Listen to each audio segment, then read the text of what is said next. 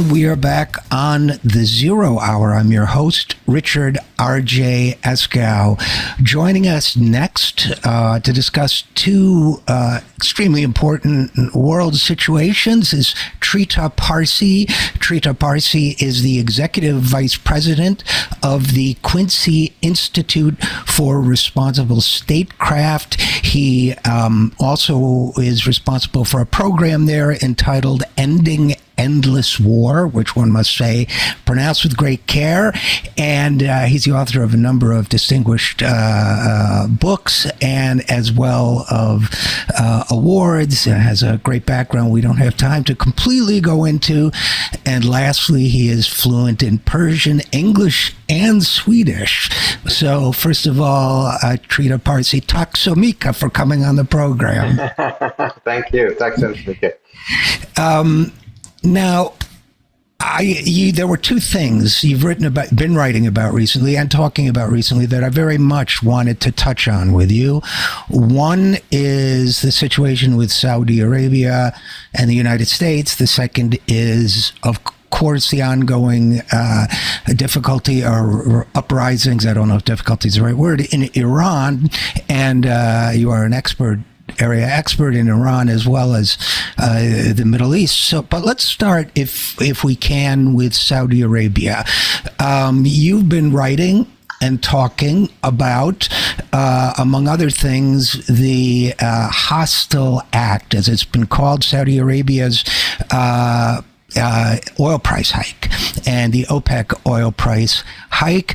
And you've argued that this action by Saudi Arabia is purposeful in its timing and perhaps stands as a rebuke to President Biden's foreign policy advisors. Have I summarized your position accurately?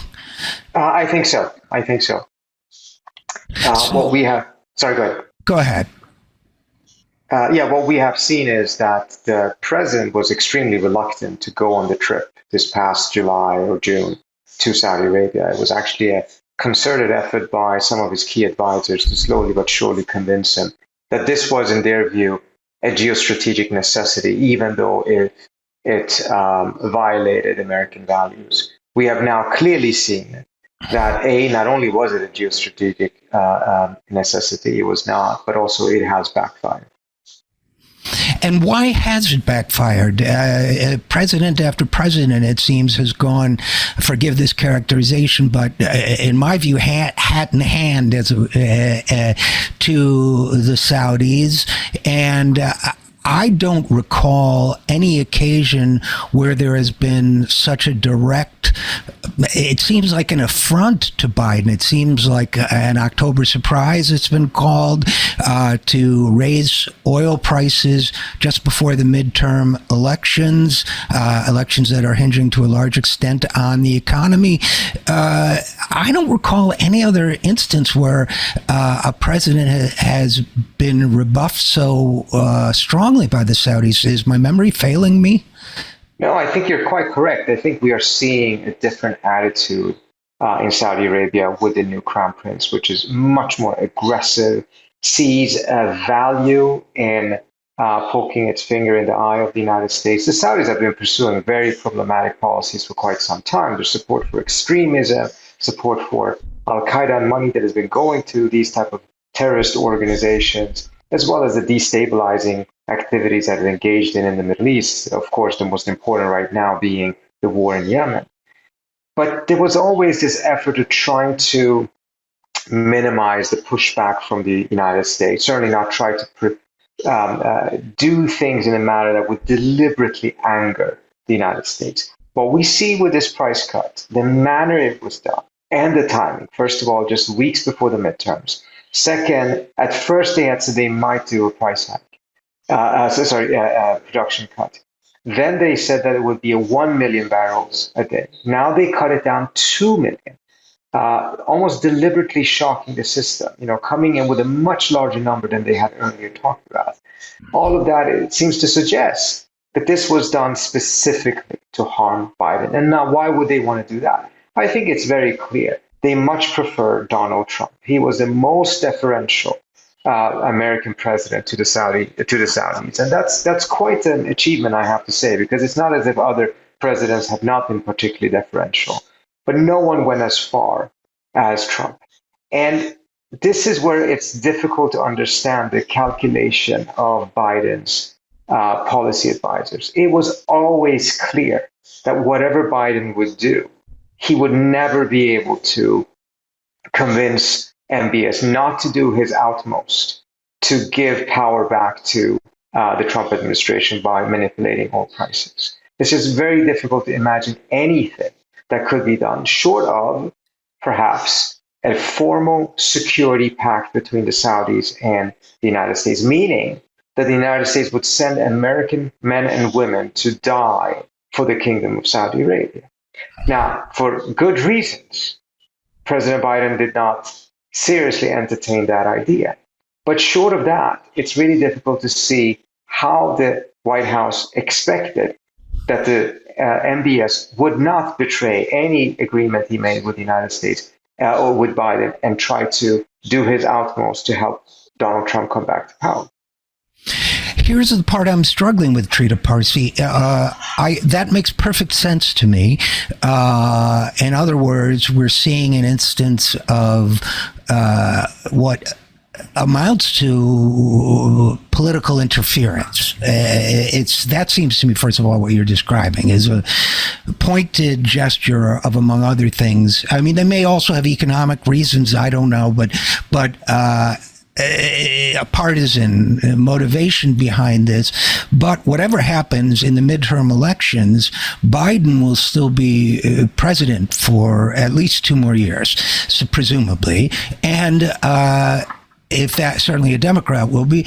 And if that's the case, apparently they don't fear reprisals. Did Biden's visit have the opposite effect, the effect of making them fear him so little that they think they can do this and get away with it? On your latter point, I think there is some reason to believe that. That's precisely because they have been so aggressive towards Biden. And Biden has, not fulfilled his promises. He said that he would turn Saudi Arabia into the pariah that it is. He said that he would end the war in Yemen. He said that he would not meet with MBS. He said that if he goes there, it will be to be at the same meeting with MBS, but he's not going to have a direct meeting with him. And then he did, and he ended up having a fist bump with MBS. So right. He has consistently caved to the Saudis. So given that record, why would they not think that they can push even further? Now, you raise an important question. Yes, he will still be president. What is the Saudi calculation? Their calculation may be entirely wrong. They may end up facing a more resolute Biden, given what they've done, and given that he may lose the House, potentially the Senate. It is not unlikely that he will then turn his focus to the areas where he actually has greater amount of authority, which is foreign policy. Mm-hmm. And he actually may do things that would be quite detrimental to the Saudis. But it seems to me that the Saudi calculation has been that with a loss in the midterms, Biden will simply turn into a lame duck president. And the next 2 years is just a holding pattern before the next Republican president comes to power. And there, the Saudis appear to have a preference for Trump, given the very close personal relationship they developed both with him and with his son-in-law, Jared Kushner.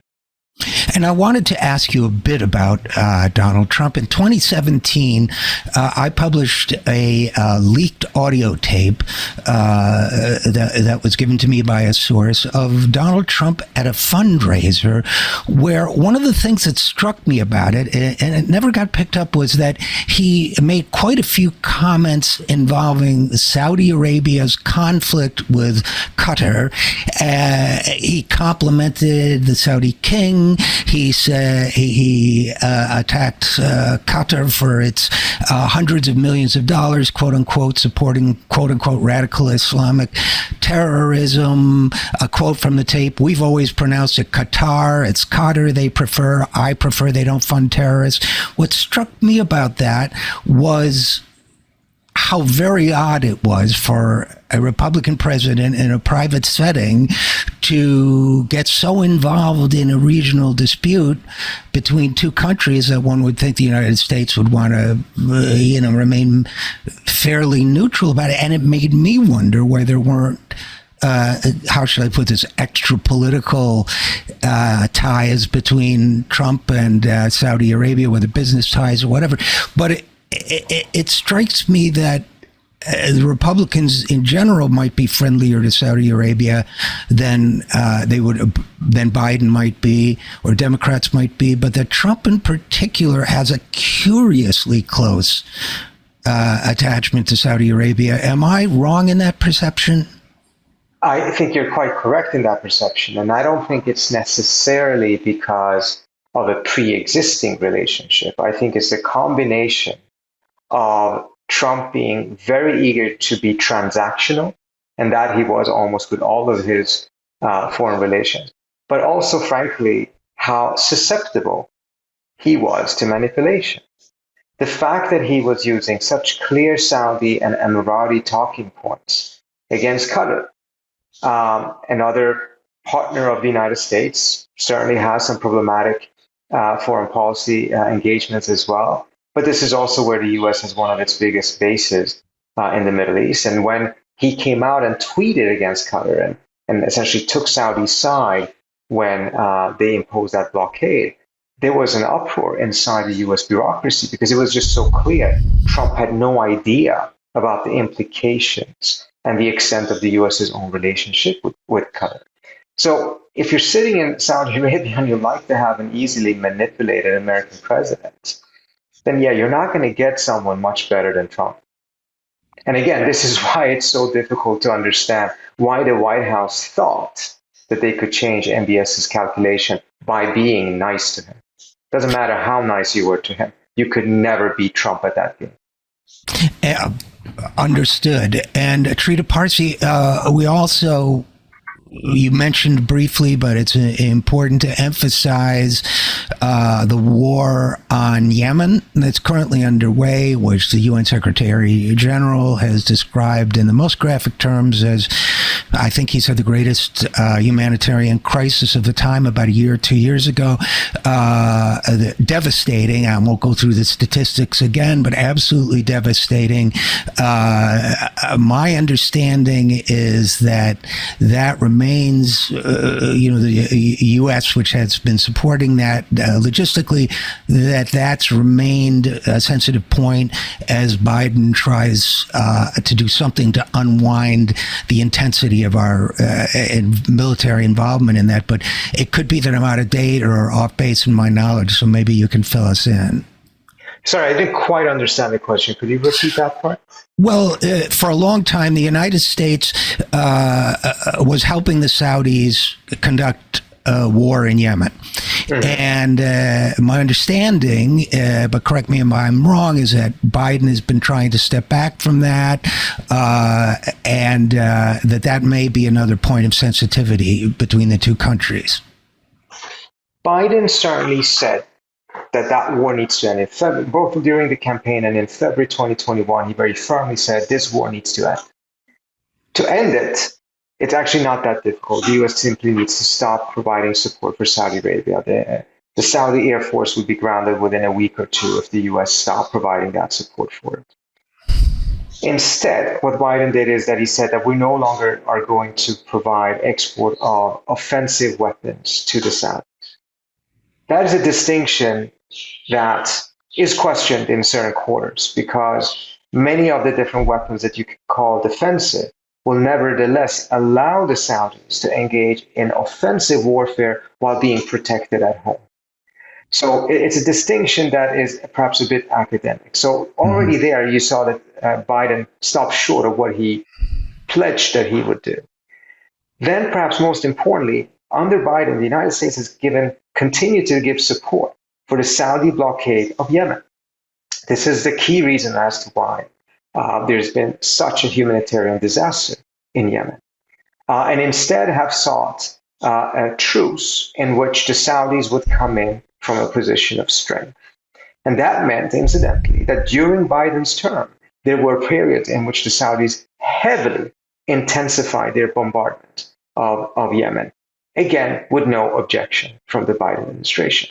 So while Biden has not been as embracing of the war in Yemen as Trump was, and even though he has said certain things against continuing the war, he has not taken a firm position. He has not done the things he could do to put an end to the war. And most of the analysts believe that the key reason why the war has slowed down with this truce, although that truce has now expired, is because the Saudis themselves needed to get out of this war, not because there was any real and credible pressure from the United States.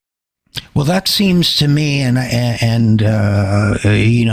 don't your opinions are not mine. My opinions are solely my own. But that seems to me to be disgraceful on the United States' part, if I may say so. It seems to me that we had a moral obligation to bring that war to an end as quickly as we could. So I'm sorry to hear that, I guess is the best way I can put it. But unless you have anything to add about Saudi Arabia, I would like to talk about the situation in Iran as well. Sure. Let me just say one thing more on Saudi Arabia, if I could.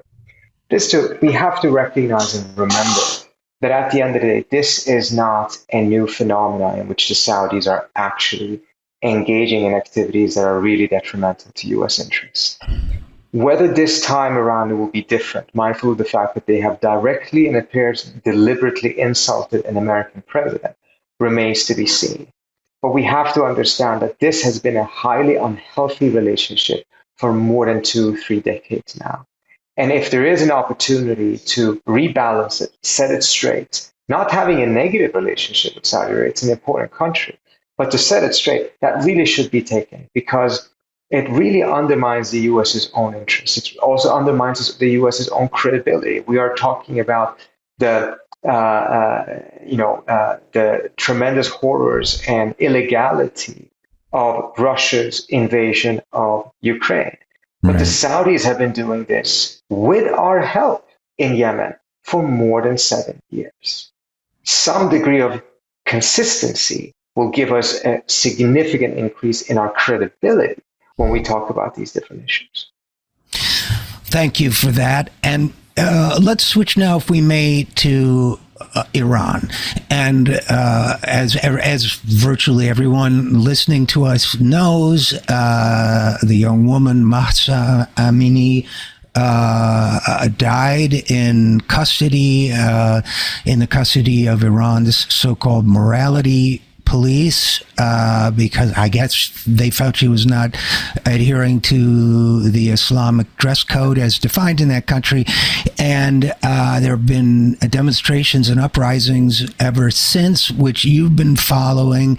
And my impression, Trita Parsi, from your analyses, is that the inflexibility of the clerical rulers of Iran and hearing, if you will, these demonstrators has brought, and in fact intensified, the level of protest from being one of freedom of dress or clothing to a broader movement against the clerical government itself. Is that an accurate read of what you're seeing?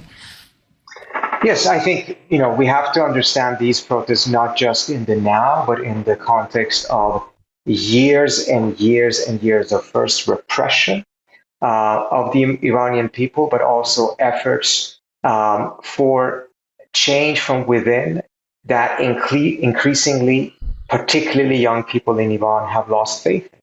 For more than 20 years, 25 years, there's been a reform movement in Iran that has won elections, that have tried to make some changes, but those changes have been thwarted by and large by the Iranian government, by the hardliners. I believe that policies from the West, particularly sanctions, have also played a role in making it more difficult for those in Iran who want to see a movement towards greater openness. And we are now seeing a situation in which for the last couple of years, there's been a significant contraction of Iran's political space.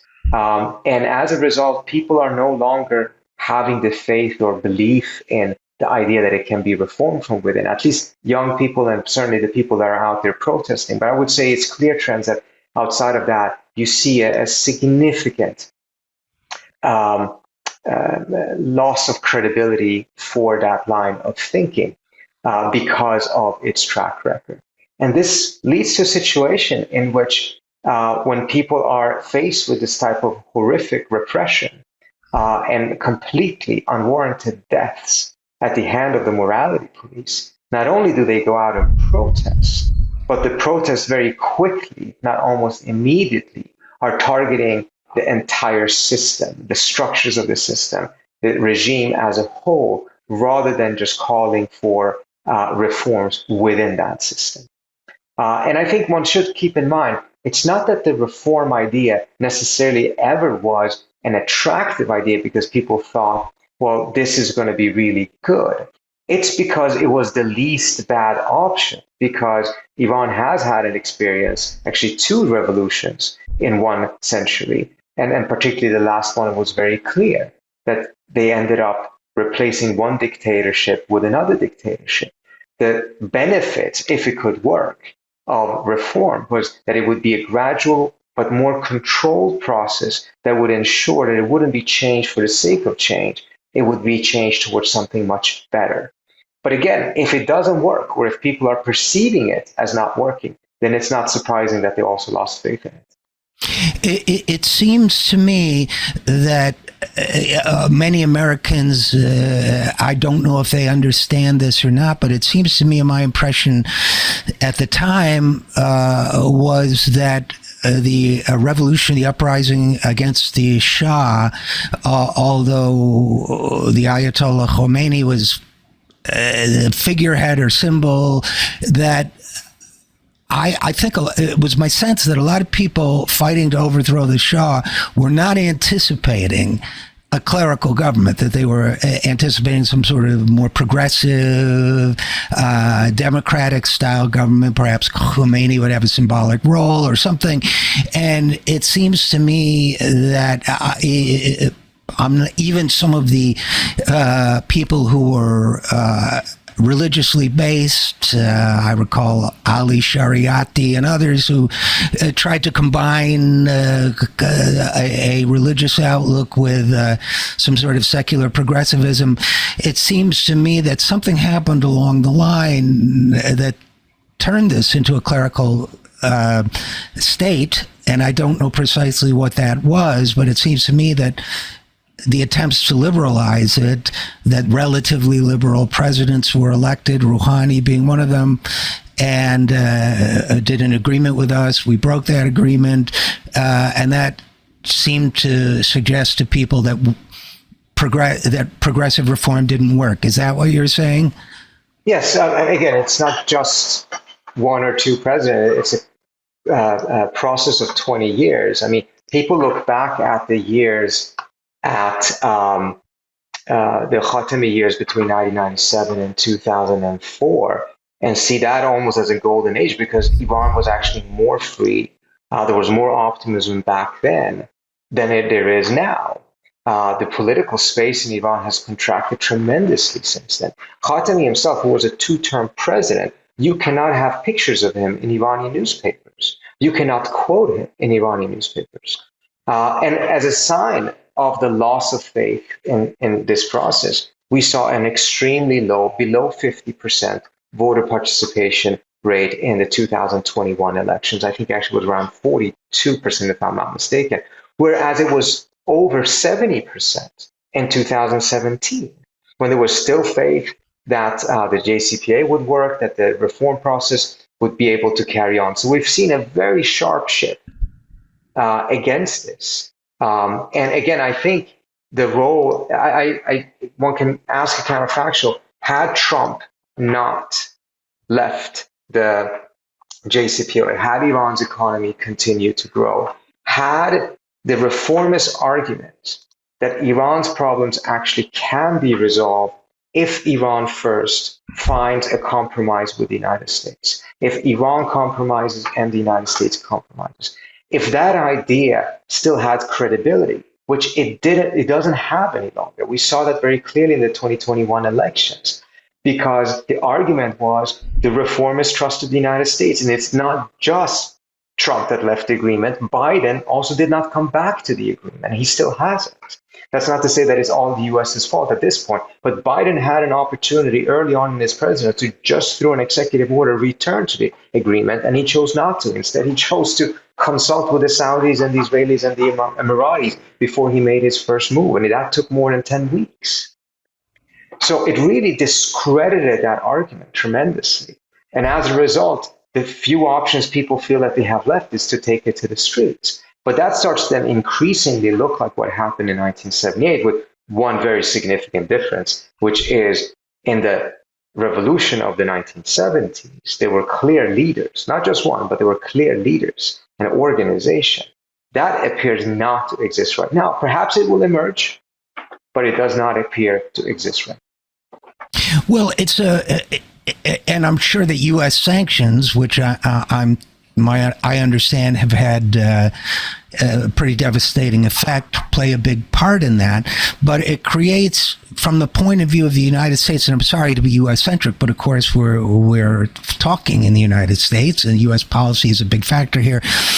It seems a puzzling situation because this uprising, from what you're telling me, while it's an uprising against a government we oppose, it's an uprising that has no faith or sympathy for the United States. So I guess what I'm saying is it's hard for me to guess how it might go. It's hard for me to kind of game it out. So maybe you can help us with that. Well, we actually know very little about that. But what is really fascinating with these protests is that they're done by very, very young people.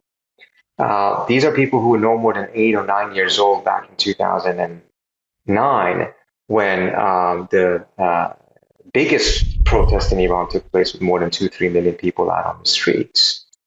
So we are not hearing slogans against sanctions or for sanctions, against the JCPOA or for the JCPOA. We're not hearing slogans about what Iran's foreign policy should or shouldn't be. What we've been hearing so far in their demands is just the dignity and freedom of all Iranians, primarily women, of course, because they're at the center and leading this, and an end to the system as a whole. But it is not more specific in that. Whereas previous protests, you could hear criticism against Iran's foreign policy, its specific economic policies, etc. They may have been more driven by economic concerns than these are.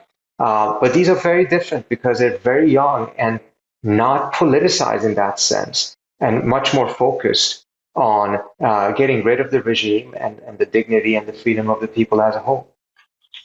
But I understand exactly what you're saying. And I guess my last question for you would be, would it help?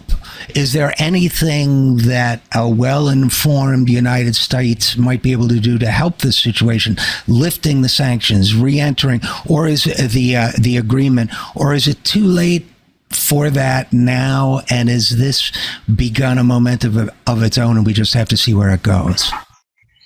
I think in the short term, condemnations of the repression, lifting of sanctions that have actually made it easier for the Iranian government to close the internet, providing internet companies with the assurances that they're not violating sanctions if they provide their services to the Iranian people. Those are positive steps that the administration has taken and continue to take, and targeted sanctions against human rights violators. But I think in the long run, and I wrote a piece about this, looking at how sanctions interact with protests. And I built it on something that Yar Batmanglij had written on Twitter, which I thought was quite accurate, which is the type of a broad-based economic sanctions that actually really hurt the Iranian people, strengthen the government, and disempower the population, increases the likelihood of protest, but decreases the likelihood of successful protest. But I took it one step further because you also have to define what success is. Success could be that you actually bring down the regime, for instance. But is that sufficient? Because that would be the success of the previous revolution. And again, it brought down the Shah's regime, but it replaced it, in my view, with something even worse. So success also has to be, in my view, that it has to move forward and ideally lead to democratization, some form of transition towards that. And there, I think, the track record of sanctions are even more devastating for these type of movements. I did a study years ago looking at the countries that have transitioned from authoritarian states to democratic systems. And there's between 1955 and I think it was 2000 or 2001, we were seeing 35 states that were authoritarian transition to democracy. Only one of them was under embargo-style sanctions in which you have, the entire economy is hit, similar to those sanctions that Iran is under. In fact, Iran is under the worst sanctions next to those of Russia. We looked at all of the states that actually have been under embargo-style sanctions, and there were 12 of them. And again, only one transitioned to democracy. The rest of them became more repressive. Oftentimes, their foreign policies became more aggressive. And it seems to suggest that while sanctions, again, can cause people to go out on the streets, it reduces their likelihood of success in terms of bringing down the regime. It further reduces the likelihood of success in making sure that the transition is one towards democracy and not towards another form of dictatorship. Well, I think on that note, I think our government would be wise to consider that, especially given the human impact of sanctions. But on that note, Trita Parsi, Executive Vice President of the Quincy Institute for Responsible Statecraft, I will only say thank you so much for your excellent work in this area, and thank you for coming on the program. My pleasure. Thank you so much. I appreciate it. And we'll be right back after this. I'm Richard RJ Eskow, and this is The Zero Hour.